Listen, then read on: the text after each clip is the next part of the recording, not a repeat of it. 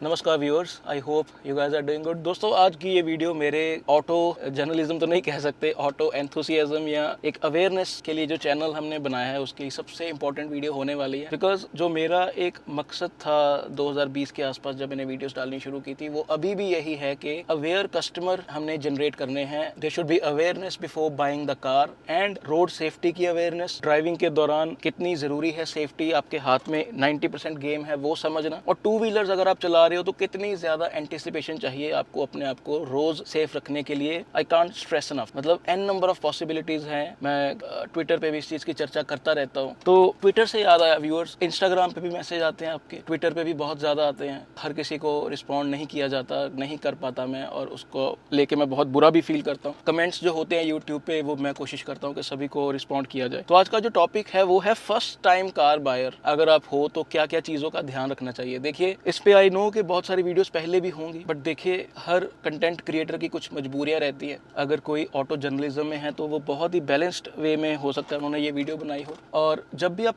Car लेते हो तो आपको हमेशा रहता है कि कार एक्सपर्ट्स की राय ली जाए। अब देखिए, मेरा ऐसा मानना है कि कार एक्सपर्ट्स इंडिया में बहुत ही गिने चुने होंगे जिसको हम वाकई में कार एक्सपर्ट कह सकते हैं। 2-3 जैसे सौरभ जी सर के लेवल के है ना, बहुत ही कम होंगे। ऑटो को कवर करते हैं जब हम कार्स चलाते हैं, अगर मैं भी चलाता हूँ एन नंबर ऑफ कार्स, मैं अभी भी अपने आप को 10-15% भी एक्सपर्ट की कैटेगरी में नहीं रखता। और मैं ये चाहता हूँ कि जो हल्की फुल्की चीजें मुझे मालूम है वो मैं मानता हूँ कि एक बेस चीजें आपको मालूम होनी ही चाहिए एज अ कस्टमर। ठीक है, हर चीज की नॉलेज नहीं हो सकती, आप अपने काम में व्यस्त हो, ऐसा भी नहीं है कि हर डोमेन की नॉलेज आपको हो। अगर आज मैंने फोन लेना हो तो मुझे भी ज्ञान थेरेपी जैसे चैनल देखने होंगे, गिकी रंजीत के चैनल देखने होंगे। फर्नीचर लेना होगा तो कोई और रिव्यूज देखने होंगे। हर चीज की नॉलेज नहीं हो सकती। इसीलिए मैंने कुछ पॉइंट्स आज नोट किए हैं जो मुझे लगता है कि जो कम से कम मुझे आप पूछते हो तो एटलीस्ट मेरे पास एक वीडियो लिंक होगा आपको बताने के लिए कि भाई आप ये वीडियो देख लो, आपको उसमें आंसर्स मिल जाएंगे। और ये वीडियो बिल्कुल ही एक अनबायस्ड होने की मैं कोशिश करूंगा। बिकॉज देखिए, जरूर एक सॉफ्ट कॉर्नर है मेरे मन में कुछ ब्रांड्स को लेके एज अ कस्टमर। बिकॉज मैंने वो चीज नहीं पढ़ी यार, मैंने जर्नलिज्म नहीं पढ़ा कि डिप्लोमेसी कैसे रखते हैं, किसी को सभी को कैसे खुश रखना होता है, वो पॉसिबल नहीं है। और मेरे मन में ऐसा कोई चोर भी नहीं है। Because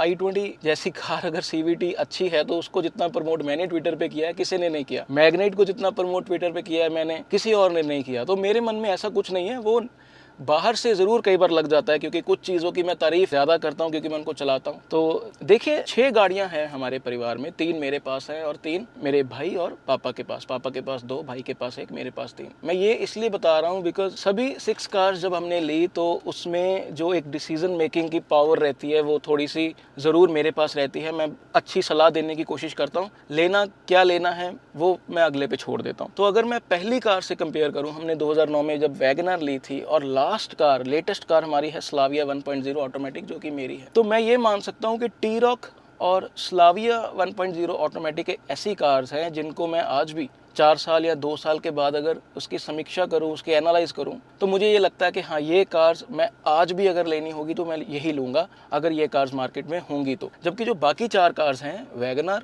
elite i20, polo, comfort line without air bags and पिताजी वाली पोलो 1.0 मैनुअल ट्रांसमिशन, ठीक है वो वैल्यू फॉर मनी थी। 1.0 बेस, वो भी आप मान सकते हो कि आज की डेट में भी बहुत अच्छी एक चॉइस है। तो जब हम न्यू गाड़ी लेते हैं तो देखिए कुछ चीज़ें जो हमें कंसीडर करनी होती है। एक तो इंडिया में FOMO फैक्टर बहुत बड़ा है, फियर ऑफ मिसिंग आउट, कि शायद यार मैं गलत फैसला ना ले लूँ, शायद मैं अपने पैसे गलत जगह पे ना लगा दूँ, आसपास वाले लोग क्या कहेंगे अगर मैं कॉमन गाड़ी नहीं लूँगा। तो देखिए, एक तो मैं ये चीज़ ज़रूर बोलूँगा कि जब आप कोई डिसीजन ले लें तो उसको बैक करना सीखिए और उसको बैक कीजिए अपने फैक्ट्स के साथ और जो आपने प्रायोरिटीज़ रखी होंगी उसके साथ।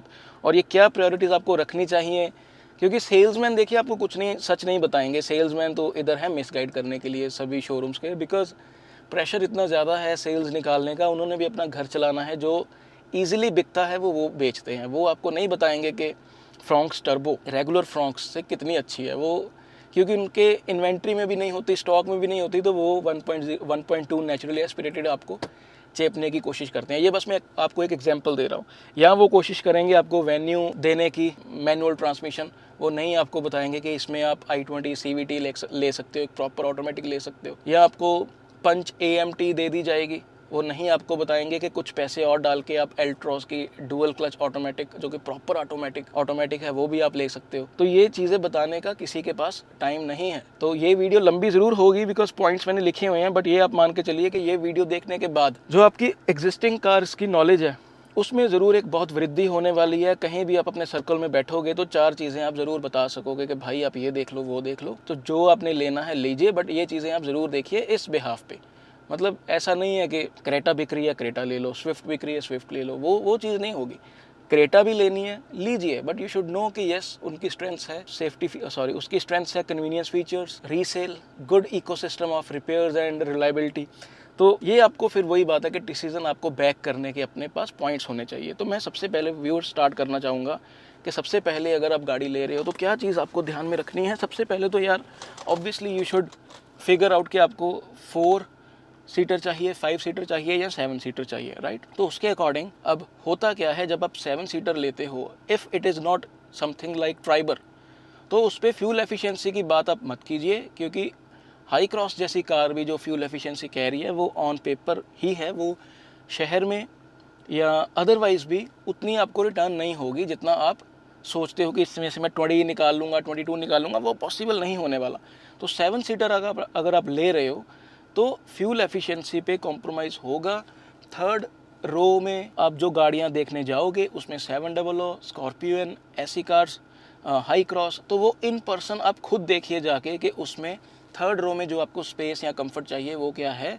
बिकॉज जब कोई रिव्यू करता है कार, अगर मैं भी रिव्यू करता हूँ या जो बड़े चैनल्स हैं, Gagan Chaudhary, Vikas Yogi, Faisal Khan, DDS, ask car Guru, तो एक ना मैंने देखा है जब इवेंट्स पे हम होते हैं ना तो उसमें एक प्रेशर रहता है कि जल्दी वीडियो डालनी है।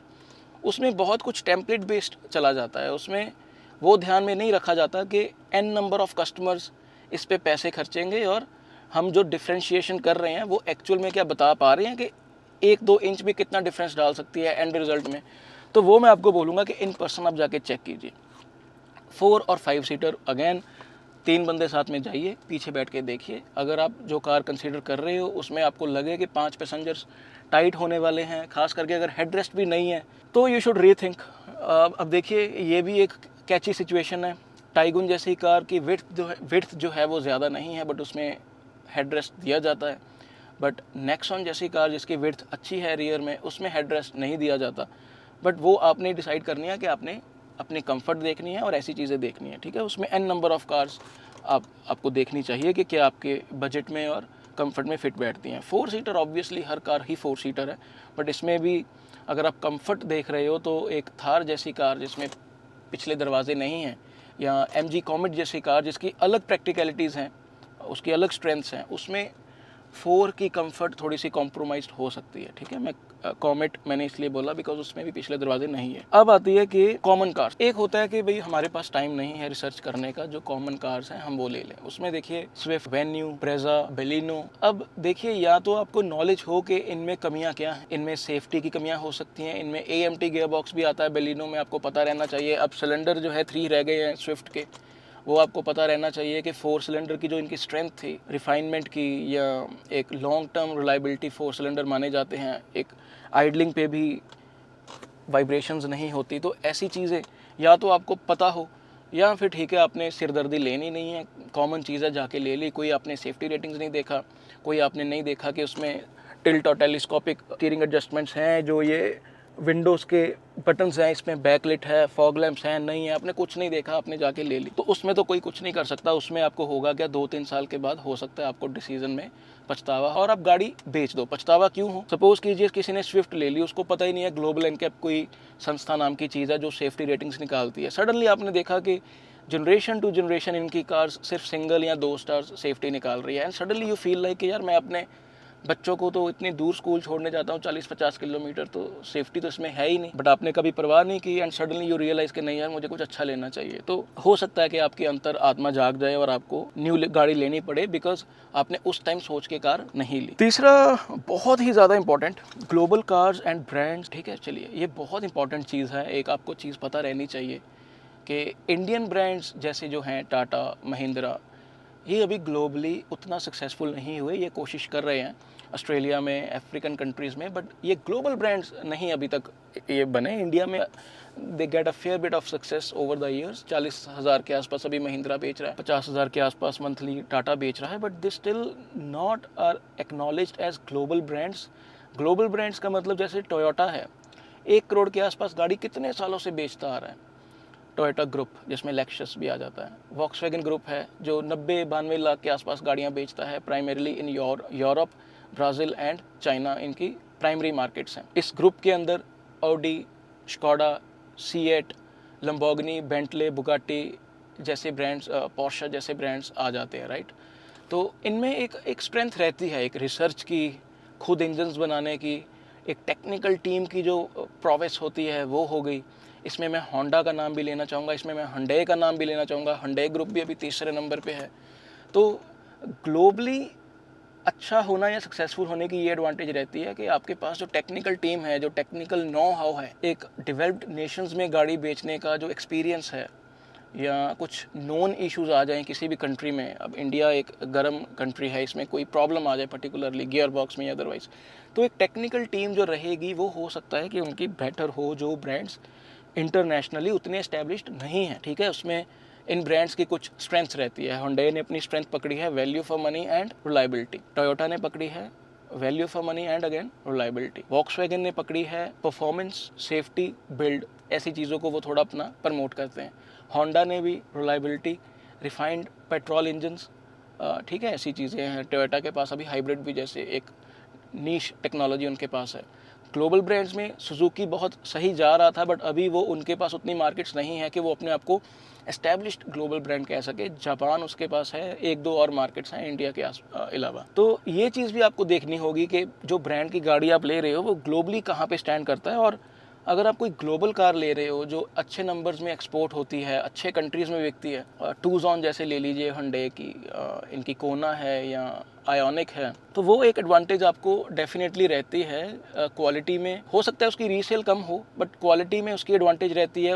उसमें जो गाड़ी में R&D गई है वो बेहतर होगी उन कार से जो स्पेसिफिकली इंडिया के लिए बनाई जा रही हैं। ये कड़वा सच है, ठीक है। तो ये चीज़ें भी आपको कंसीडर करनी चाहिए कि ब्रांड अगर ग्लोबल है, अगर गाड़ी आपकी ग्लोबल है, तो उसमें कुछ एडवांटेजेस रहेंगी। वो लॉन्ग टर्म आपको पता चलेगा जब 10 साल के बाद भी आपकी गाड़ी में पेंट की प्रॉब्लम्स नहीं आएंगी। आप तेज़ चलाते हो कार 100-120 पे, कहीं इमरजेंसी ब्रेकिंग आपको करनी पड़ गई, तो फिर आपको मालूम होगा कि हाँ यार, ये मेरी ग्लोबल कार में मेरी ब्रेकिंग जो थी वो थोड़ी सी बेहतर थी। हालांकि आप obviously you can not compare जो गाड़ी आपके पास है ही नहीं, ठीक है। तो ये बहुत सारी एडवांटेजेस उसमें रहती हैं। उसमें लेज़र वेल्डिंग, रूफ जैसी चीज़ें हो गई, उसमें जो प्लेटफॉर्म यूज़ किया गया है उसके अंदर जो रिसर्च की है वो चीज़ हो गई। i20 जैसे ग्लोबल कार है, तो ठीक है इंडिया में कुछ लगता है कि मुझे कॉम्प्रोमाइज्ड चीज़ हमें मिल रही है, बट अगेन उसके डायनामिक्स तो देखिए कितने सॉर्टेड हैं, बिकॉज वो एक ग्लोबल कार है।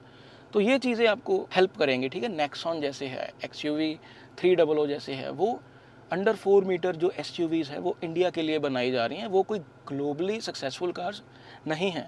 विद ड्यू रिस्पेक्ट, जो वो दे रहे हैं पैसों में वो बहुत सही है, बट ये चीज़ मालूम होने में कोई नुकसान तो नहीं है ना आपका, ठीक है। होंडा सिटी एक ग्लोबल कार है, वर्टस एक ग्लोबल कार है, MG ZS EV एक ग्लोबल कार है, तो अभी स्कॉर्पियो N भी ग्लोबल कार हो गई है। तो ये चीज़ें आपको थोड़ी सी अगर आप रिसर्च कर लोगे कि कौन सी कार ग्लोबली बेची जा रही है, तो आपको थोड़ा सा एक कॉन्फिडेंस में बिल्डअप होगा। और अगर इसमें आप CKD या CBU को लेते हो, CKD मतलब असेंबल्ड, CBU होता है जो सीधा फॉरेन से इंपोर्ट करवाई गई हो। उसमें अगर आप कोई टूजॉन जैसी कार ले रहे हो या हाइलक्स जैसी कार ले रहे हो जो कि CKDs है, या कैमरी जैसी कार ले रहे हो, कोडियक जैसी कार ले रहे हो, तो आप अपने फैसले पे कभी रिपेंट नहीं करोगे। Yes, these cars throw tantrums time to time, but अगर आप थोड़ा सा जिगरा करके हल्की फुल्की रिपेयर्स इनकी सह लोगे, तो लॉन्ग टर्म आप ये मान के चलिए कि एक अफोर्डेबल लग्जरी कार आप चला रहे हो, क्योंकि आपको उसी लेवल की ऑलमोस्ट सेफ्टी और कंफर्ट देने की कोशिश की जाती है इन ब्रांड्स के द्वारा, जो कि एक्चुअल में लग्जरी ब्रांड्स नहीं है। तो व्यूअर्स, एक तो ये चीज़ हो गई है ना। अगला बहुत important, naturally aspirated versus turbocharge engine, जिसका मैं बार बार कहता हूँ कि नॉलेज का अभाव है इंडिया में, और salesman do take us for a ride, हमारी नॉलेज के अभाव का फ़ायदा उठाते हैं। एग्जाम्पल मैं दूंगा फ्रॉन्क्स की, मतलब सीधा आप गए, कुछ नहीं मालूम आपको उसने बताया कि वो ये देखिए जी ब्रोशर, आपने देखा यार ये 1000 सीसी इतनी महंगी क्यों है, सेल्समैन आपको कहेगा सर आपने 1000 सीसी लेनी क्यों है, आप 1200 सीसी वाली लीजिए, बड़ा इंजन है उसमें। उसने आपको नहीं बताया कि जो 1000 सीसी वाला इंजन है वो टर्बो चार्ज है पेट्रोल, जिसमें जो टर्बो चार्जर रहता है वो अच्छे से हवा कंप्रेस करके इंजन में भेजता है, अच्छी कंबस्शन होती है और उससे अच्छा टॉर्क निकलता है, जो कि आपको लोअर आरपीएम्स पे भी 1700 आरपीएम्स पे भी अच्छा टॉर्क जब मिलता है तो गाड़ी तेज़ भागती है, जिसका मतलब आपको 0 to 100 9 से लेके 11 सेकंड्स में आप कंप्लीट कर लोगे। वहीं पे अगर कोई इंजन 1200 सीसी नेचुरली एस्पिरेटेड है उसको 0 to 100 हो सकता है 14 या 15 सेकंड्स लगे। ठीक है, एक तो ये चीज़ आप पूछिए कि टर्बो चार्ज्ड है। अगर टर्बो चार्ज्ड है तो आपको एडवांटेज ये रहने वाली है कि तुरंत अगर आपने पिकअप आपको चाहिए, एक्सेलरेशन आपको चाहिए, ओवरटेक्स आपने करने हैं तो वो प्लानिंग आप थोड़ी बेहतर कर सकते हैं। नेचुरली एस्पिरेटेड में लीनियर धीरे धीरे आपको पावर मिलती है, जिसमें टाइम थोड़ा ज़्यादा लगता है। 0 to 60 अगर कोई कार 4 सेकंड में कवर कर रही है तो नेचुरली एस्पिरेटेड वो 6 या 7 सेकंड में करेगी। ये सुनने में तो आपको लगेगा कि 1-2 सेकंड का डिफरेंस है, बट जब आप रोड पे होते हो तो 1-1 सेकंड का डिफरेंस भी बहुत मैटर करता है। तो ये आप ज़रूर नॉलेज रखिए कि टर्बो इंजन्स अगर आप 2024 में ले रहे हो तो आप एक एडवांस्ड टेक्नोलॉजी वाली चीज़ ले रहे हैं। एंड इनकी कमियां ये हैं कि ये शहर में फ्यूल एफिशिएंसी इनकी काफ़ी ड्रॉप हो जाती है, बट हाईवेज़ पे ये काफ़ी अच्छी फ्यूल एफिशिएंसी रिटर्न करती हैं, बिकॉज जब पूरा टॉर्क आपको 1700-1800 आरपीएम पे मिल जाता है तो वो नंबर्स बड़े ज़बरदस्त आते हैं। जब 80-90 आपकी गाड़ी है और सिर्फ 1500-1600 आरपीएम पे या 1700 आरपीएम पे आप हो तो फ्यूल एफिशिएंसी आपको अच्छी मिलती है। 17 से 20 तक आप इनमें से निकाल सकते हो। टर्बो कार्स स्ट्रॉन्ग्स में देखिए टर्बो आता है, i20 में टर्बो आता है। मैं वो कार्स बता रहा हूँ जिनमें पैरेलली नेचुरली एस्पिरेटेड भी आता है, राइट।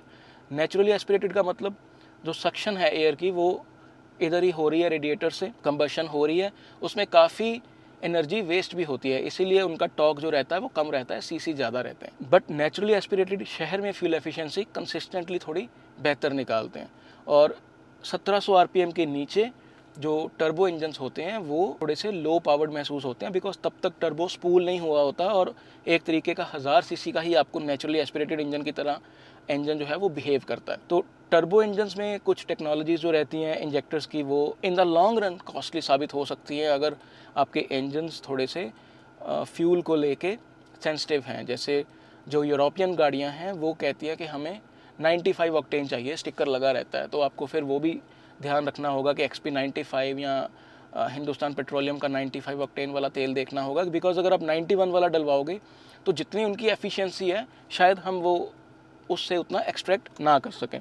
तो स्ट्रेंथ इनकी हो गई टर्बो इंजन्स की, परफॉर्मेंस, क्विक शिफ्ट्स, हाईवेज पे अच्छी fuel efficiency, better acceleration obviously, और 2024 में एक परफॉर्मेंस ओरिएंटेड कार्स।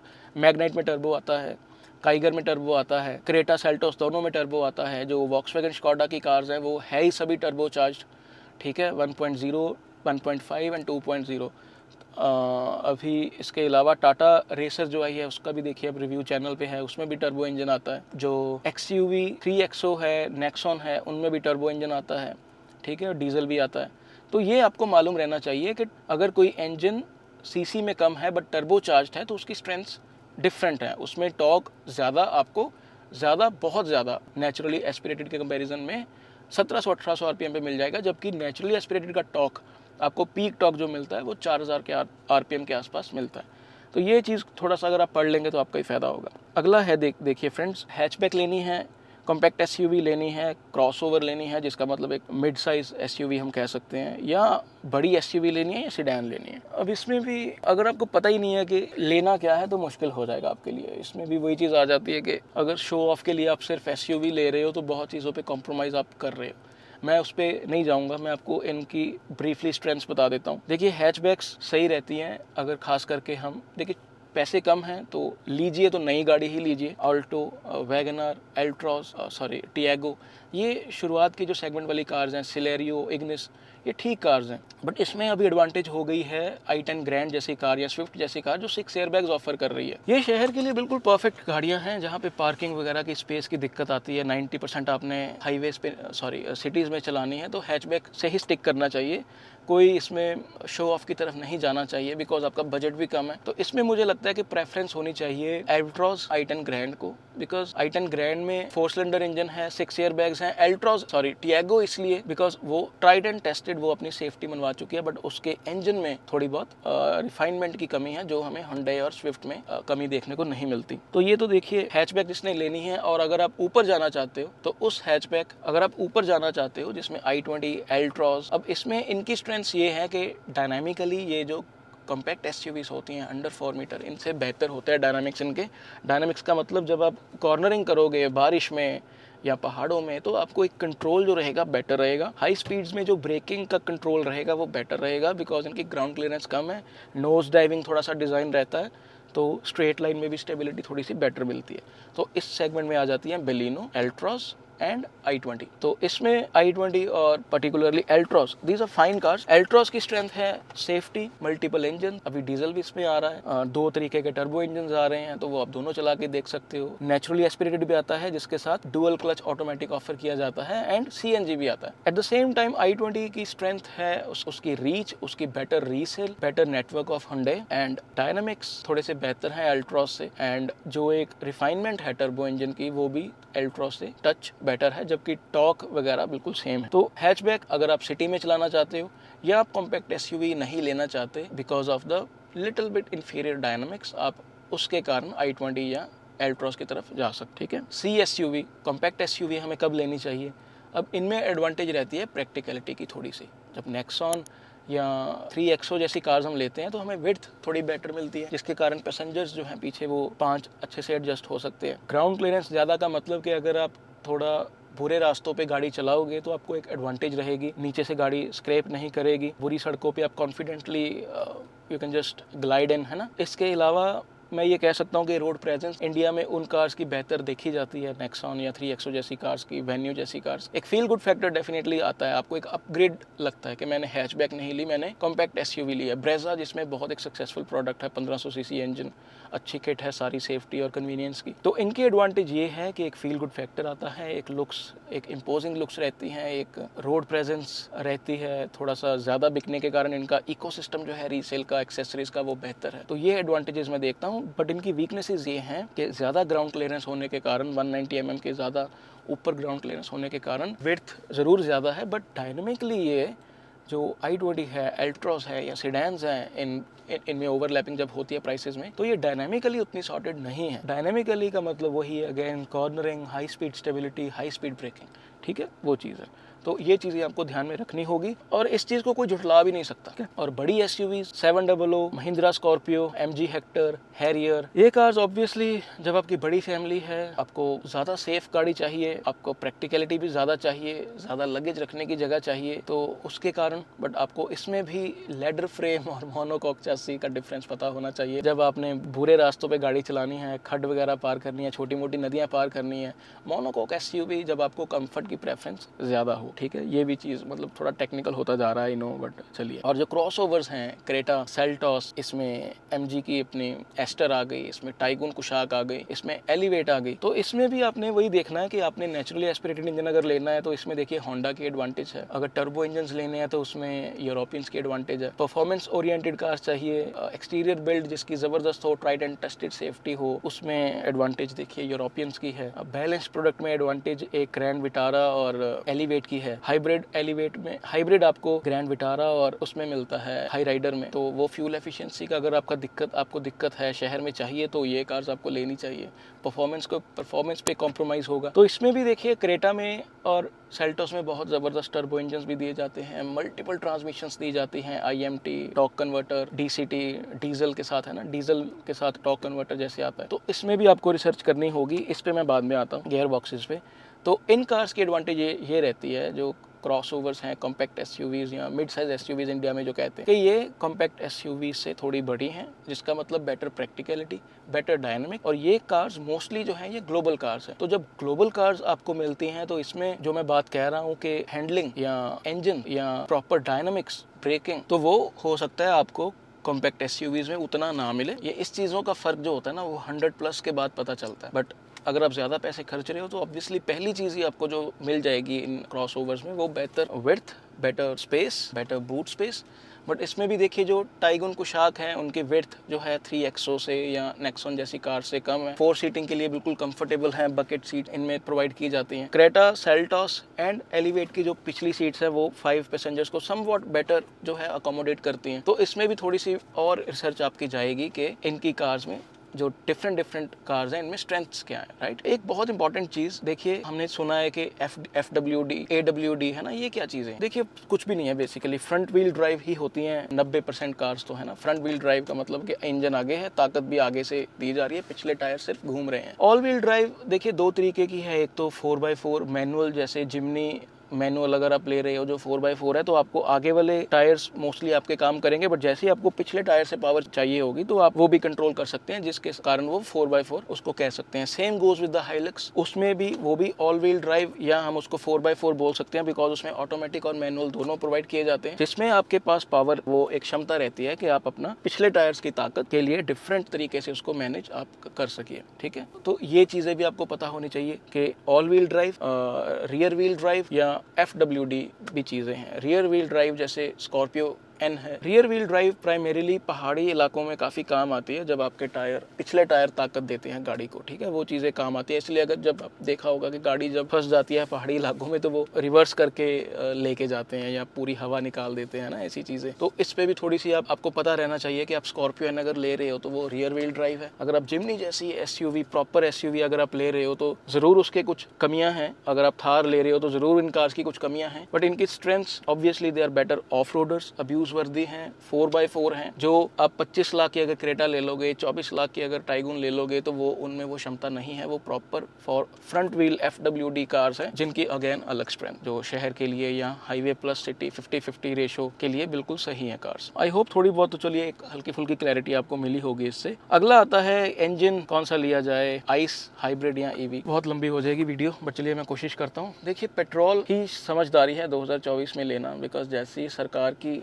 एक बनती जा रही है हॉस्टिलिटी टुवर्ड्स डीजल, तो जितने मर्जी डीजल इंजन अच्छे हों आज की डेट में, एक डर मुझे लगा रहेगा कि कहीं पंजाब में भी दिल्ली के जैसे 10 साल वाला रूल ना आ जाए। पेट्रोल के लिए इतना आसान नहीं रहेगा इनके लिए। तो डीजल अगर आप ले रहे हो तो एक तलवार आप पे लटकी रहेगी, बट चलाने में मज़ा, फ्यूल एफिशिएंसी, रिलायबिलिटी डीजल में आपको बेहतर मिलेगी। आज की डेट में एल्ट्रॉस, Nexon, 3XO, Creta, Seltos, Scorpio N, XUV 700, MG Hector जैसी कार्स डीजल आपको प्रोवाइड कर रही हैं, तो you can go with them. Petrol अगर आपने शहर में चलानी है, NCR में हो, 10 साल की कोई टेंशन नहीं चाहिए। आपके चंडीगढ़ जैसे शहर में हो, कोई टेंशन नहीं चाहिए। हरियाणा में भी अभी रूल्स आ गए हैं, हिमाचल में भी ऐसा कुछ है, तो पेट्रोल गाड़ी लेनी चाहिए। फ्यूल एफिशिएंसी पे कॉम्प्रोमाइज़ ज़रूर है, बट वो भी नेचुरली एस्पिरेटेड तो खास करके थोड़े रिलायबल माने जाते हैं, एंड रिपेयर्स भी सस्ती हैं, ठीक है। हाइब्रिड ज़्यादा शहर में अगर आप चलाते हो, फ्यूल एफिशिएंसी आपको लगता है कि आपके लिए मुद्दा है, रनिंग कॉस्ट बेटर चाहिए, बजट आपका अगर है अच्छा, तो हाइब्रिड जो है 3 कार्स बजट में आज की डेट में मिल रही हैं। वो हैं Honda City hybrid, strength is practicality, good build, good safety, good kit on offer, और Grand Vitara and Hyryder दोनों सेम ही हैं। टेक्नोलॉजी जो है वो टोयोटा की है, अच्छी फ्यूल एफिशिएंसी है, लो स्पीड्स में मोटर ही काम करती है उसकी, इलेक्ट्रिक मोटर। हाई स्पीड्स पे दोनों मिलके आपको ताकत प्रदान करती है। 3 सिलेंडर इंजन है, फ्यूल एफिशिएंसी अच्छी है। परफॉर्मेंस जो है वो अगेन जो टर्बो इंजन होते हैं 1500 सीसी या 2000 सीसी XUV 700 या यूरोपियंस के, स्कोडा वॉक्सवैगन के या सेल्टॉस क्रेटा में, उतनी परफॉर्मेंस आपको लाजवाब मज़ेदार नहीं मिलेगी। एक रश ऑफ द ब्लड वाली फीलिंग जो होती है वो इसमें नहीं मिलेगी, बट आपको फ्यूल एफिशिएंसी मिलेगी। EV मैंने बहुत एक्सटेंसिवली कवर की है। जब मेरे पास 20 दिन के लिए ये पंच EV आई हुई थी, मैंने इसकी स्ट्रेंथ ये देखी है। हालांकि टाटा इस चीज़ को नहीं मानता, टाटा इसको प्राइमरी कार के तौर पे पिच कर रहा है, ठीक है, ब्रांड्स की अपनी मजबूरियां हैं। सेकेंडरी कार EV बहुत सही है। मैं इस पे आता हूँ कि इसमें कुछ चीज़ों के पास जवाब मेरे पास भी नहीं है। शहर में मैंने नोटिस किया कि जब मैंने अपने घर में नॉर्मल 15 एम्पियर का सॉकेट जब लगा लिया, तो मैं उसको, जो लॉन्ग रेंज वाली मेरी पंच थी, मैं आराम से उसको 12-13 घंटे में चार्ज करता था, और मुझे प्रैक्टिकल रेंज गर्मियों में भी 190 और 220 के बीच में मिली, जिसमें मुझे ये बाद में पता चला कि वो रेंज सर्दियों में बेटर होगी। ये कस्टमर्स ने बताया मुझे, क्योंकि जो बैटरी को ठंडे करने में भी प्रोसीजर रहता है उसमें भी बैटरी जाती है। गर्मी बहुत थी, ठीक है, 46 डिग्री तक टेम्परेचर टच कर गया था। तो सिंपली बेसिकली पेट्रोल पंप नहीं आपको जाना पड़ेगा। शहर में जब मैं एक बार चार्ज कर रहा हूँ लॉन्ग रेंज वाली कार अपनी, जिसकी कीमत 14.5-15 लाख है, अच्छी सेफ्टी किट है उसमें, बहुत ज़बरदस्त फील गुड फैक्टर है। तो अगर मैं बेस वेरिएंट लेता हूँ लॉन्ग रेंज का, या मैं टियागो जैसी कार लेता हूँ 315 किलोमीटर रेंज की, या मैं कॉमेट लेता हूँ, तो एडवांटेज ये है कि घर में आप अपना फास्ट चार्जर अगर आप लगवा लेंगे, अगर आपका 3 फेस मीटर है और लोड लिया हुआ है आपने और फास्ट चार्जर आपने लगवा लिया, तो मात्र 3-4 घंटों में आप अपनी कार चार्ज कर सकते हैं, या मैक्सिमम 5 आवर्स में चार्ज कर सकते हो। डिपेंड्स कि वो बैटरी की आपकी कितनी है, kWh है ना। तो उसके चलते मैं ऐसा देखता हूँ कि दिन में आप अगर घर में काम कर रहे हो, ऑफिस में काम कर रहे हो, आपकी गाड़ी चार्ज हो गई 4-5 घंटे, तो उसका मतलब ये हुआ कि प्रैक्टिकल रेंज अगर 220-240 किलोमीटर की है, उसका मतलब कि आपके गाड़ी में 2000 के आसपास पेट्रोल डल गया। तो शहर में तो एडवांटेज है उस चीज़ की, शहर में एंजाइटी भी नहीं होती बिकॉज परसेंटेज तो आप देख ही रहे हो। हाईवेज में वो चीज़ मुझे लगता है एक्सपीरियंस के साथ बंदा सीखेगा, जब आपको ऐप्स यूज़ करनी आ जाएंगी, फास्ट चार्जर्स पता लग जाएंगे कहाँ कहाँ है। बट सेकेंडरी कार आज की डेट में मैंने देखा कि अगर मेरा परफेक्ट गैराज में देखना चाहूँ, तो मैं देखता हूँ कि एक तो मेरे पास कोडियाक हो, दूसरी नेक्सॉन या पंच ईवी या MG ZS EV जैसी गाड़ी हो। तो EVs for the city use, और घर में अगर आपके चार्जर है, नॉर्मल चार्जर या फास्ट चार्जर, वो आप पे डिपेंड करता है कि किससे आप कंफर्टेबल हो। तो secondary car it's a very very good choice. जिस चीज़ का मेरे पास जवाब नहीं है वो ये है कि 8 साल वारंटी है, यस 1.5 लाख किलोमीटर्स की वारंटी है, that is too good. But उसके बाद ये कहते हैं कि जो बैटरी के सेल्स होते हैं वो पूरी बैटरी रिप्लेस नहीं होती, उसके सेल्स रिप्लेस होते हैं। उसकी क्या कॉस्ट रहेगी? जो बैटरी पैक्स नए डलेंगे उसकी बैटरी उतनी अच्छी होगी जितनी नई कार की थी? वो मेरे पास भी उसका जवाब नहीं है। बिकॉज ये जो फ़ोन मैं यूज़ कर रहा हूँ 13 प्रो, इसको 3 साल होने वाले हैं। मैंने अभी 2 महीने पहले इसकी बैटरी रिप्लेस करवाई है ऑथेंटिक एप्पल स्टोर से ही। बट जो नई बैटरी डाल के दी गई है उसका बैकअप जो इसके साथ बैटरी आई थी वो उतना अच्छा नहीं है। इससे साफ पता चल रहा है कि जो एप्पल है वो चाहता है कि मैं इसको सिर्फ अभी 7-8 महीने और यूज़ करूं। परफॉर्मेंस भी थोड़ी सी डिग्रेडेड लग रही है मुझे कैमरा की। तो एक इकोसिस्टम ही ऐसा बना दिया गया है कि आप 3.5-4 साल के बाद इसको यूज़ ही ना कर सके। वो मेरी स्टबननेस होगी, ढीठ जिमें पंजाबी जब ढीठ है ना, क्या पंजाबी इसको हिंदी में क्या बोलते हैं, ज़िद्दी। मैं ज़िद्दी हूँगा अगर इसको मैं 5 साल स्ट्रेच करूँगा, बिकॉज मैं अपनी डिवाइसेस लंबी देर के लिए यूज़ करता हूँ। मैं वन टाइम इन्वेस्टमेंट में विश्वास करता हूँ। गाड़ियाँ भी मेरी जो हैं वो मैं ऐसे ही सोचता हूँ कि कम से कम 10 साल तो चले। तो ये कुछ मैंने देखा है कि ईवीज़ का एज अ सेकेंडरी कार बहुत सही है, इसीलिए मैं Punch EV, MG ZS EV में अच्छी कार्स इनको मानता हूँ। बिकॉज घर में चार्ज करने में डेफिनेटली वो पेट्रोल से बहुत सस्ता रहता है काम। मैंने वो चीज़ की भी वीडियो, शॉर्ट वीडियोस काफ़ी डाली हुई हैं। आप पंच EV सुंदरदीप लिखेंगे तो वो सारे जवाब आपको इसके मिल जाएंगे। तो ये भी है, मतलब I am not against EVs। मैं मानता हूँ कि ठीक है, सरकार इस पे चार्जर्स पे काम उतना ज़्यादा नहीं कर रही जितना करना चाहिए। सारा कुछ उन्होंने प्राइवेट प्लेयर्स पे ही छोड़ दिया है। बट स्टैंड अलोन कार्स भी शहर के लिए, जो स्कूटर्स को एडवांटेज थी कि लोग घर में ही चार्ज कर रहे थे, तो अभी गाड़ियों को भी वो सही है। और मुझे ऐसा लगता है, मैंने ये फीडबैक भी दी थी कि अगर टाटा, एक कहते हैं ना आइस ब्रेकिंग, एक जो हमने तोड़ना है वो चीज़, एक डर, टाटा को क्या करना चाहिए, पंच जो इनकी गाड़ी है लॉन्ग रेंज इनको देनी चाहिए बहुत ही मिनिमल किट के साथ। 2 airbags, AC, 4 power Windows, normal steel alloys, ये आप निकाल दो 8-8.5 लाख में के कॉस्ट टू कॉस्ट बेचो। उससे फिर ना आइस ब्रेक हो जाएगी। उससे लोग हो सकता है वो टूट के पड़ जाएं कि यार ये तो सही है। पंच तो देखिए वैसे भी अदरवाइज भी नंबर 1 सेलिंग कार है, 18,000 बिक रही है। ऐसा तो नहीं है कि लोग उसके साथ फेमिलियर नहीं है गाड़ी के साथ, इतनी वैल्यू फॉर मनी है, मनी गाड़ी है वो ऑलरेडी। तो ये लेकिन वो नहीं मान रहे टाटा वाले, वो इनको थोड़ा सा एक premium, as a premium product बेच रहे हैं, एक नीश मार्केट में ही थोड़ा सा टारगेट कर रहे हैं। तो ये है ईवीज़ का, जिसमें चलिए चर्चा चलती रहती है इंटरनेट पे भी। तो अभी आपको आइस हाइब्रिड ईवी का भी थोड़ा सा पता चल गया होगा। डीजल मैं पर्सनली प्रेफर नहीं करूँगा। ये सुपर्ब मैं डीजल चला रहा हूँ, इससे अच्छी कार मैंने आज तक नहीं चलाई 2.0 TDI। पर जब तक सरकार का रुख नहीं बदलेगा तो नई गाड़ी पे मैं डीजल पे शायद पैसे लगाना पसंद नहीं करूँगा। मैं हिमाचल जाना चाहता हूँ घूमने, मैं उत्तराखंड जाना चाहता हूँ, मैं दिल्ली जाना चाहता हूँ। तो मैं नहीं चाहता कि मुझे डर लगा रहे कि 5-6 साल के बाद पता नहीं मैं जा भी पाऊंगा कि नहीं। भाई बहुत मुश्किल है पैसे कमाने, इतने टैक्सेस दे के कार लो और ऐसी टेंशन्स। मतलब इस कार की गलती नहीं है, डीजल्स की गलती नहीं है। जो एक लालची रवैया है बैंक्स का, सरकार का, ब्रांड्स का, जिसमें ये इकोसिस्टम बनाने की कोशिश करी जा रही है कि आप सिर्फ गाड़ी को 6-7 साल ही चलाओ और फिर पैसे पूछते रहो बैंक्स को, लोन लेते रहो। हम उसके शिकार हो रहे हैं यार, सॉरी टू से। अगला देखिए, मैनुअल ट्रांसमिशन लेना है, AMD लेना है कि ऑटोमेटिक लेना है। मैंने एक लंबी वीडियो बनाई थी कि आपको जो सेल्समैन है उसको बेवकूफ़ मत बनाने दीजिए।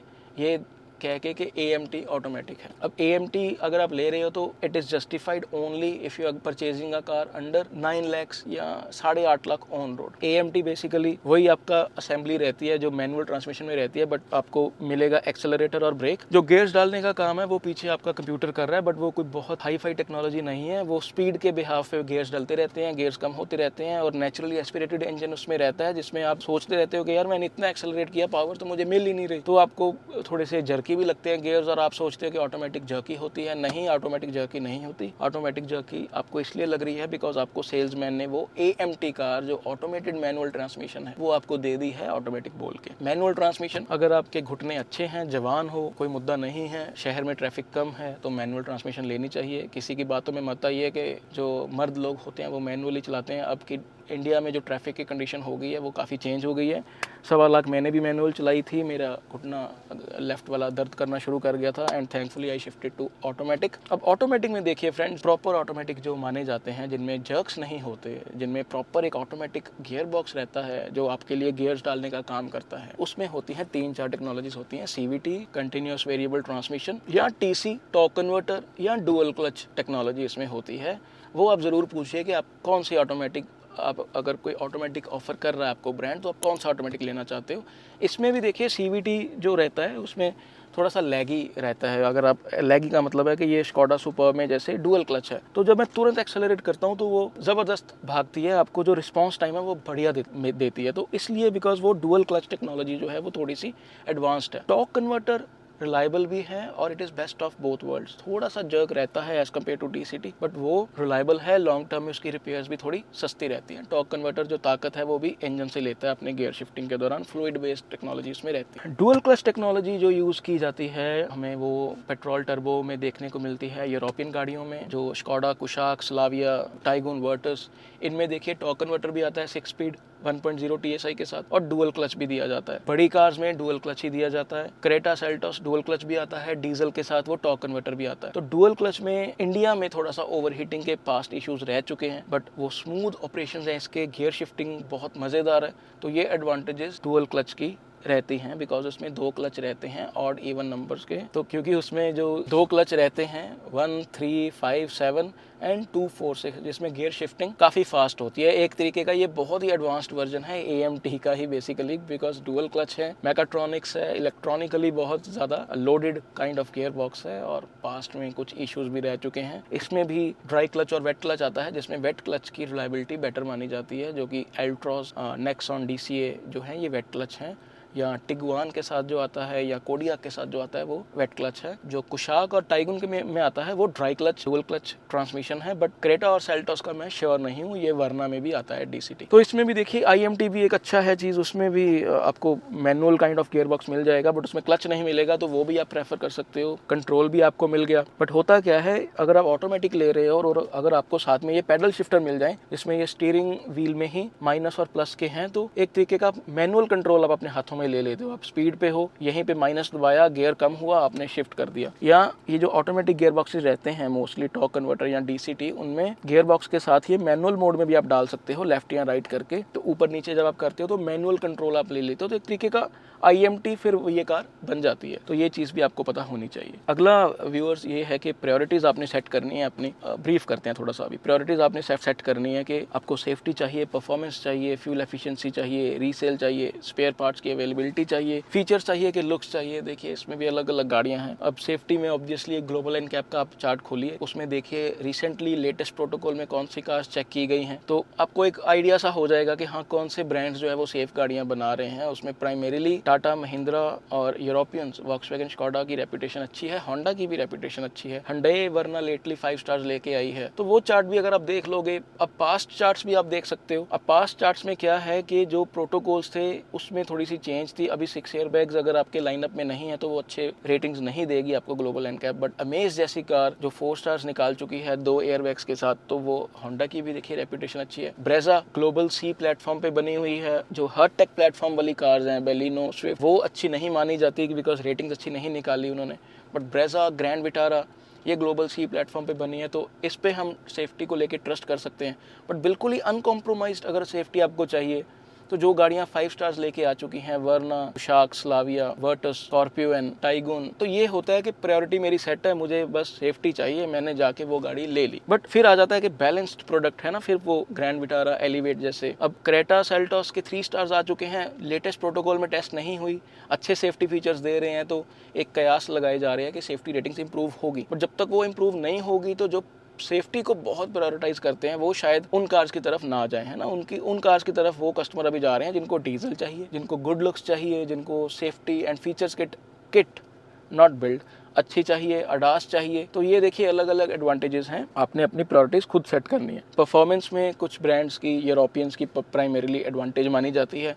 XUV 700 में 2.0 टर्बो पेट्रोल एंड जो डीजल है वो अच्छा माना जाता है। परफॉर्मेंस ओरिएंटेड कार है as compare to XUV, as compare to Hycross, जो हैरियर भी है, सफारी भी है, उनसे भी इसकी परफॉर्मेंस अच्छी मानी जाती है। ठीक है, परफॉर्मेंस बेस्ड में मैं ईवीज भी मान लूंगा कि ईवीज की जितना आपको इंस्टेंट टॉर्क मिलता है तो वो चलाने में जो मज़ा है, पंच हो गया, MG ZS EV हो गया, नेक्सॉन हो गया, तो वो मज़ा एक परफॉर्मेंस ओरिएंटेड कार्स में मैं ईवीज को भी मानता हूँ। इसमें जब आपने परफॉर्मेंस वाली गाड़ी लेनी है तो टर्बो इंजन लीजिए, अच्छा ऑटोमेटिक लीजिए, जो हमने डिस्कशन की है, तो ठीक है, वो भी आपने डिसाइड करना है। इसके अलावा बहुत सारे फैक्टर्स रहते हैं इसमें। देखिए रीसेल का फैक्टर अगर आप देख रहे हो तो common cars you should stick with them, 2-3 साल के बाद आप अपनी गाड़ी बेच दीजिए बिना सिरदर्दी के। स्पेयर पार्ट्स अवेलेबिलिटी, ऑब्वियसली जो कार्स ज़्यादा बिक रही हैं उनकी ये चीज़ एक स्ट्रेंथ रहती है, ये इकोसिस्टम इनका बन जाता है, एक्सेसरीज का, आउटसाइड मैकेनिक्स का। और फिर आ जाते हैं फीचर्स एंड लुक्स, तो वो आपने ही ब्रोशर देख के डिसाइड करना है कि अगर आप फीचर्स और लुक्स को कंसिडर कर रहे हो तो क्या चीज़ों पे आप कॉम्प्रोमाइज़ कर रहे हो। तो वो कॉम्प्रोमाइज़ जब आप कोई परफॉर्मेंस ओरिएंटेड कार लोगे, कोई यूरोपियंस की या इवन XUV 700, तो फिर आपको हो सकता है वहाँ पे भी किसी चीज़ों पे कॉम्प्रोमाइज़ करना हो, कुछ फीचर्स पे, कुछ चीज़ों पे। ठीक है, तो ये आप जो है आपने प्रायोरिटीज़ अपनी डिसाइड करनी है कि मुझे ये चाहिए। मैं अगर आज की डेट में मैंने लेनी होगी फैमिली कार, तो मुझे सेफ्टी परफॉर्मेंस चाहिए, तो मैं वो चीज़ जाके ले लूँगा। अगर मैंने कार लेनी है जो 2-3 साल बाद मैंने बदल देनी है, तो मैं चुप करके जाके हो सकता है i20 ले लूँ, क्रेटा ले लूँ। तो ये आपको पता रहना चाहिए ताकि आप अपने डिसीजन को बाद में बैक कर सको कि मैंने ये क्यों ली है। ऐसा नहीं है कि आप किसी के साथ बैठे हो, वो आपको बता रहा है, बोलो अच्छा यार, अच्छा मुझे तो पता ही नहीं, मुझे तो ऐसे, वो ऐसे डम्ब बिहेव नहीं करना। हमने इंडियन कस्टमर 2024 में हमने डम्ब नहीं बिहेव करना। This is the sole purpose of this video. ठीक है, मैं एक बहुत इंपॉर्टेंट चीज़ आपको बतानी भूल गया, सेडान हमने क्यों लेनी है यार। सेडान जब, अब मेरे पास 6 कार्स में से सेडान जब है, हाईवे स्टेबिलिटी, प्रैक्टिकलिटी, जिसमें बहुत ज़बरदस्त बूट स्पेस, जल्दी ठंडा होता है कैबिन उसका, ये भी जैसे सेडान है, क्योंकि पीछे पार्सल ट्रे वगैरह जो है वो उसमें कोई वो नहीं है, छेद वगैरह नहीं रहते, तो वो सिंपली कैबिन ही रहता है ना, क्योंकि बूट स्पेस उसका एक डिफरेंट बिल्कुल सेक्शन है, हालांकि हाइट कम हो जाती है उसकी बूट स्पेस की। तो सेडान, अगर आप डायनामिक्स पे बिल्कुल कॉम्प्रोमाइज नहीं करना चाहते, लुक्स आपको ज़बरदस्त चाहिए, इंटरनेशनल कार्स हैं सभी, तो सेडान बहुत, मतलब सेडान का लेके आप कभी पछताओगे नहीं लिटरली। कमियां इसकी ये है कि इनकी ग्राउंड क्लियरेंस इतनी ज़बरदस्त नहीं होती, खास करके होंडा सिटी और वर्ना की थोड़ी कम है, तो वो बुरी सड़कों पर आपको एक डर लगा रहता है कि नीचे से गाड़ी स्क्रैप ना कर जाए। ठीक है, ये चीज़ है।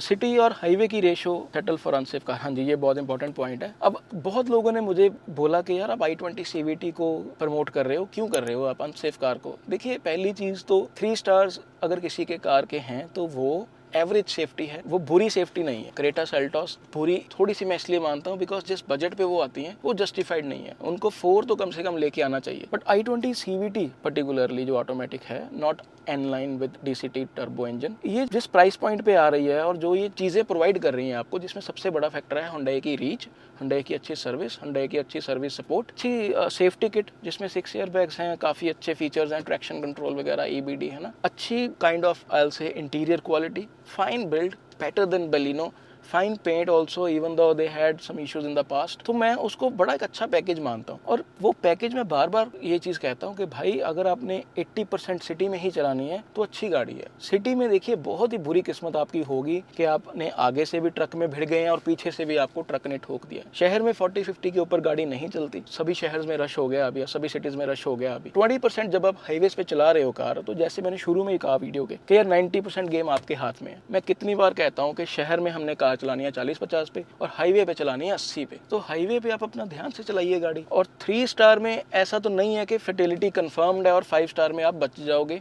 100%, ऐसा तो नहीं है। 80% गेम आपके हाथ में है। अच्छी कार आप चला रहे हो, स्कूटर से आप सेफ हो, बजट कार से आप सेफ हो, 6 एयरबैग्स वाली कार में आप हो, तो थोड़ा सा ध्यान से चला लो। तो इसलिए ऐसी कार जो होती है ना, CVT gearbox under 11 lakhs, even Amaze, even Magnite turbo, these are very good cars in the budget, अगर आपने अच्छा ऑटोमेटिक लेना है जो चलाने में मज़ेदार हो, AMT जैसा जर्की ना हो। तो इसलिए मैं कहता हूँ कि शहर और हाईवे की रेशो भी अगर आप देखिए, बट अगर आपने 50-50 रेशो देखनी है, अगर आप ज़्यादा हाईवे पे चला रहे हो, रोज़ थोड़ा सा रिस्क फैक्टर है, तो एल्ट्रॉस DCA है हमारे पास, naturally aspirated.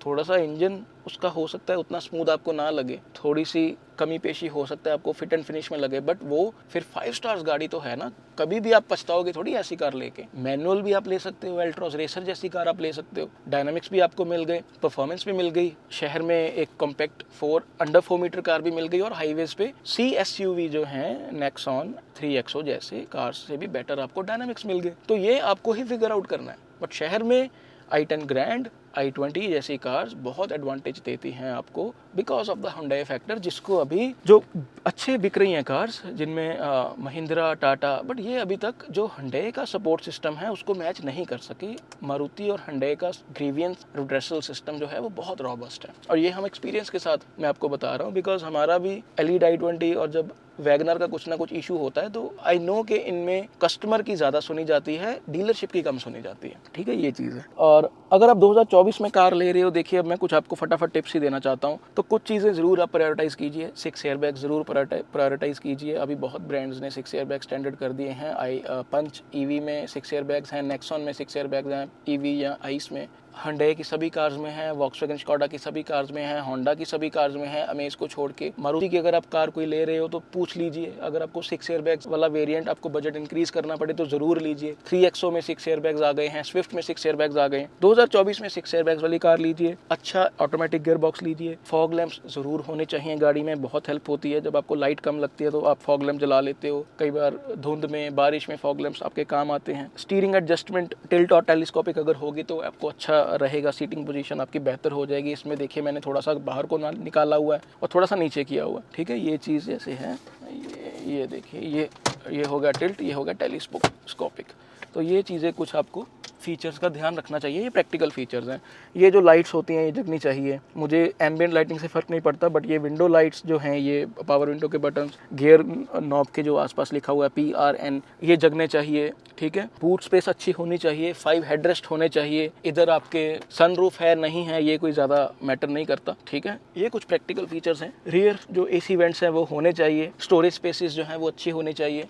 Cooled glove box अगर है तो वो भी अच्छी बात है। तो ये फीचर्स आपको देखने चाहिए। म्यूजिक सिस्टम में मत खो जाना, ऐसे जो फीचर्स हैं उनमें ज़रूर थोड़ा सा ध्यान रखना। ठीक है, कि ये डिजिटल क्लस्टर, ऐसी चीज़ें कम काम आएंगी। जो चीज़ें मैं आपको बता रहा हूँ, fog lamps, rear fog lamp, rear washer wiper, पीछे AC वेंट्स हो गए, स्टीयरिंग एडजस्टमेंट हो गई। ठीक है, ये चीज़ें थोड़ी ज़्यादा काम आपके आएंगी। और 6 एयरबैग्स तो जैसे मैंने बोल ही दिया। सेफ्टी किट को ज़रूर एक बार ध्यान से देख लेना कि क्या क्या आपको सेफ्टी फीचर्स मिल रहे हैं। Hill hold, hill descent control, नीचे जा रही है कार तो थोड़ा गाड़ी धीरे धीरे रुक के नीचे जाती है, बहुत हेल्प होती है पहाड़ों में। ठीक है, ये चीज़ जैसे मेरी T-Roc में ऑटो होल्ड है, पंच EV में ऑटो होल्ड है, तो बड़ी एडवांटेज रहती है। ऑटो होल्ड आपने दबाया हुआ है, आप एक्सेलरेट कर रहे हो, आराम से एक्सेलरेट जो है, आप एक्सेलरेटर से पैडल हटा दो, गाड़ी रुकी रहती है, तो बहुत एडवांटेज रहती है बम्पर टू बम्पर या हल्के फुल्के इंक्लाइंस में। तो ये चीज़ें आपको पता रहनी चाहिए। Auto hold, hill hold assist है ना, ऐसे फीचर्स थोड़ा सा ज़रूर आप रिसर्च कीजिए। Hill descent control. चलिए, लास्ट बट नॉट लीस्ट, देखिए जो भी कार फिर फाइनली आप शॉर्ट लिस्ट करोगे उसके नॉन इशूज़ ज़रूर एक बार टीम BHP पे पढ़ लीजिए। अब नॉन इशूज़ में यूरोपियंस के AC थोड़े से उतने ज़बरदस्त नहीं है जितने मारुति, Hyundai, टाटा के हैं। या अगर मैंने डुअल क्लच गियर बॉक्स की बात की तो इसका लॉन्ग टर्म रिपेयर्स वारंटी के बाद, पहली बात तो वारंटी जितनी हो सके ज़्यादा से ज़्यादा आपको लेनी चाहिए, 6 साल 7 साल। वारंटी के बाद कुछ आती है प्रॉब्लम तो डुअल क्लच ऑटोमेटिक की थोड़ी सी रिपेयर एक्सपेंसिव रहती है। अब प्रैक्टिकल फीचर्स में मैं एक और फीचर ज़रूर कहना चाहूँगा जो है 360 डिग्री कैमरा। जैसे मैंने टाटा की कार्स यूज़ की हैं, it is really helpful in while driving. जो blind spot monitoring camera on हो जाता है, लेफ्ट राइट आपको दिखता है। एंड पार्किंग में जैसे मेरा पॉर्च जो है वो थोड़ा टाइट है, अब T-Roc में तो सेंसर्स हैं वो बता देते हैं, बट स्लाविया और पोलो का नहीं पता चलता। तो 360 डिग्री कैमरा 2024 में इज़ अ मस्ट। ये जो ब्रांड्स अभी तक नहीं दे रहे, they are letting some customers गो। तो ये भी आप अगर प्रेफर करोगे ऐसा फीचर बाकी प्रायोरिटीज के साथ तो अच्छी बात होगी। ये भी बड़ा अच्छा फीचर है। ADAS, देखिए ADAS में एक adaptive cruise control and autonomous emergency breaking, ये अच्छे फीचर्स हैं मैं मानता हूँ। जिसमें हाईवे पे कोई अगर आपके सामने आ गया है 60 अबव तो अपने आप गाड़ी ब्रेक लगा देगी। Definitely very good feature. Adaptive cruise control, अगर कोई कार जा रही है आपने वो ऑन कर दिया तो जो कार वो स्पीड पे है कुछ डिस्टेंस मेंटेन करके वो आपकी गाड़ी भी उसी स्पीड पे रहेगी। तो वो भी आप 2024 में अगर प्रायोरिटाइज करते हो तो there is nothing wrong with that, but उसके साथ आपको ये देखना है कि किस चीज़ों पे आप कॉम्प्रोमाइज़ कर रहे हो, ठीक है। तो नॉन इश्यूज पे मैं बात कर रहा था, सॉरी मैं वापस मुद्दे पे आना चाहता हूँ। देखो एसी की मैंने बात आपसे कर दी, कुछ ब्रांड्स के पेंट के इश्यूज रह चुके हैं, पेंट पीलिंग ऑफ के, कुछ ब्रांड्स में रस्टिंग के इश्यूज रह चुके हैं, कहीं के इलेक्ट्रॉनिक्स जो है ज़्यादा रिलायबल नहीं रहते, स्क्रीन ऑफ हो जाती है या माल फंक्शनिंग रहती है म्यूजिक सिस्टम की, कई कार्स में बारिश में पानी अंदर आ जाता है, कई कार्स की रबर बीडिंग जो है वो उतरनी शुरू हो जाती है, ठीक है। कई कार्स के जो पीछे प्रॉब्लम आई थी कि रूफ लाइनिंग जो मटेरियल्स हैं वो अच्छे नहीं है, प्लास्टिक स्क्रीक करते हैं, मैकेनिकली इश्यूज भी कई कार्स के रह चुके हैं। तो अगर कोई कार आप जब शॉर्ट लिस्ट कर लेते हो 4-5, तो ज़रूर एक बार टीम BHP पे पढ़ लीजिए कि जो नॉन इश्यूज हैं वो फिक्स कर दिए गए हैं, कोई ऐसा इशू तो नहीं जो आपके लिए डील ब्रेकर बन सकता है। तो ये चीज़ें भी थोड़ा सा आपको होमवर्क करना होगा, ठीक है। मतलब इट इज़ नॉट लाइक कि कुछ चीज़ अगर आपने शॉर्ट लिस्ट कर ली तो जल्दी जल्दी में वो चीज़ ले ली जाए, और एक वो भी स्मार्टनेस रहती है। हालांकि वो मैं थोड़ा सा कंट्राडिक्ट कर रहा हूँ अपनी बात को, बिकॉज स्लाविया मैंने शुरू में ही ली थी। अगर आप 6-7 महीने के बाद कोई प्रोडक्ट लेते हो तो उस दौरान एक तरीके की बेटा टेस्टिंग हो जाती है कस्टमर्स पे, और जो नॉन इश्यूज रहते हैं वो फिक्स भी फटाफट किए जाते हैं। तो इसमें देखिए ये एक समझदारी रहती है। अगर आप गाड़ी थोड़ी सी देर के बाद लेते हो, शुरू में ही एक्साइटेड होकर बुक करवा के अगर आप लेते हो, तो वो कोई बहुत ज़्यादा चतुराई उसमें नहीं है। लास्ट बट नॉट लीस्ट, अच्छी लगती है कोई कार आपको, ठीक है। मेरे पास ऐसे बड़े सब्सक्राइबर्स हैं जो कहते हैं मैं XYZ ब्रांड का फ़ैन हूँ, बट मेरा शोरूम बहुत दूर है तो मैं लूँ क्या ना लूँ। सिंपल आंसर मेरे पास इसका ये है कि 60 किलोमीटर्स के दायरे में, उसके रेडियस में आपके अगर शोरूम नहीं है वो वाला जो आपको कार अच्छी लगती है, तो वो कार आपको नहीं लेनी चाहिए। उसका रीज़न ये है कि बहुत बार मैंने देखा है कि मैं जब गाड़ी सर्विस करवा के आता हूँ तो दूसरा गेड़ा लगता है, कुछ ना कुछ ऐसी कमी रह जाती है कि मेरा दूसरा गेड़ा लगता है। वो अगर 60 किलोमीटर से ज़्यादा होगा, मेरा तो देखिए 8-10 किलोमीटर है, वो अगर 60 किलोमीटर से ज़्यादा होगा